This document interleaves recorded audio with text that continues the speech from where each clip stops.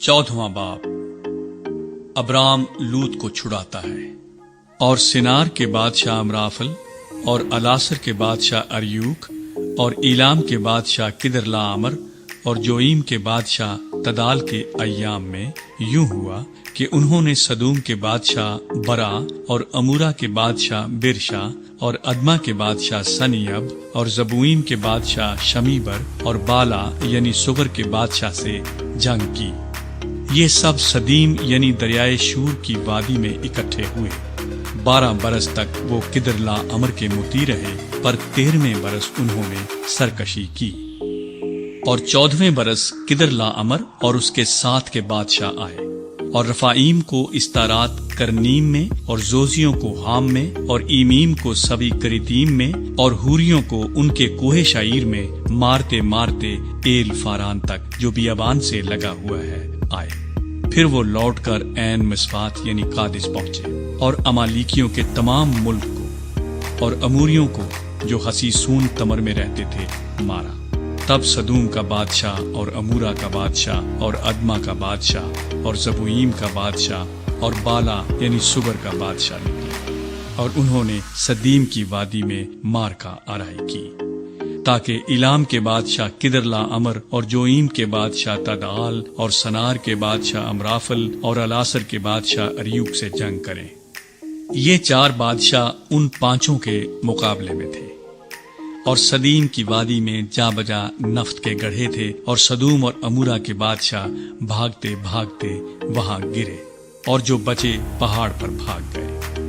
تب وہ سدوم اور امورا کا سب مال اور وہاں کا سب اناج لے کر چلے گئے، اور ابرام کے بھتیجے لوط کو اور اس کے مال کو بھی لے گئے، کیونکہ وہ سدوم میں رہتا تھا۔ تب ایک نے جو بچ گیا تھا جا کر ابرام عبرانی کو خبر دی، جو اسکال اور انیر کے بھائی ممرے اموری کے بلوتوں میں رہتا تھا، اور یہ ابرام کے ہم عہد تھے۔ جب ابرام نے سنا کہ اس کا بھائی گرفتار ہوا تو اس نے اپنے 318 مشاک خانہ زادوں کو لے کر دان تک ان کا تعاقب کیا، اور رات کو اس نے اور اس کے خادموں نے غول غول ہو کر ان پر دھاوا کیا اور ان کو مارا، اور خوبا تک جو دمشق کے بائیں ہاتھ ہے ان کا پیچھا کیا، اور وہ سارے مال کو اور اپنے بھائی لوط کو اور اس کے مال اور عورتوں کو بھی اور لوگوں کو واپس پھیر لایا۔ ملک صدق ابرام کو برکت دیتا ہے۔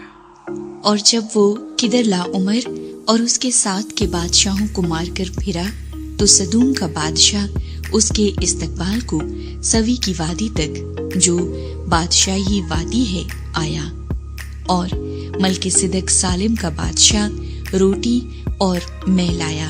اور وہ خدا تعالیٰ کا کاہن تھا، اور اس نے اس کو برکت دے کر کہا کہ خدا تعالیٰ کی طرف سے جو آسمان اور زمین کا مالک ہے ابرام مبارک ہو، اور مبارک ہے خدا تعالیٰ جس نے تیرے دشمنوں کو تیرے ہاتھ میں کر دیا۔ تب ابرام نے سب کا 10واں حصہ اس کو دیا، اور سدوم کے بادشاہ نے ابرام سے کہا کہ آدمیوں کو مجھے دے دے اور مال اپنے لیے رکھ لے۔ پر ابرام نے سدوم کے بادشاہ سے کہا کہ میں نے خداوند خدائے تعالیٰ آسمان اور زمین کے مالک کی قسم کھائی ہے کہ میں نہ تو کوئی دھاگا، نہ جوتی کا تسمہ، نہ تیری اور کوئی چیز لوں، تاکہ تو یہ نہ کہہ سکے کہ میں نے ابرام کو دولت مند بنا دیا، سوا اس کے جو جوانوں نے کھا لیا اور ان آدمیوں کے حصے کے جو میرے ساتھ گئے۔ سو انیر اور اسکال اور ممرے اپنا اپنا حصہ لے لیں۔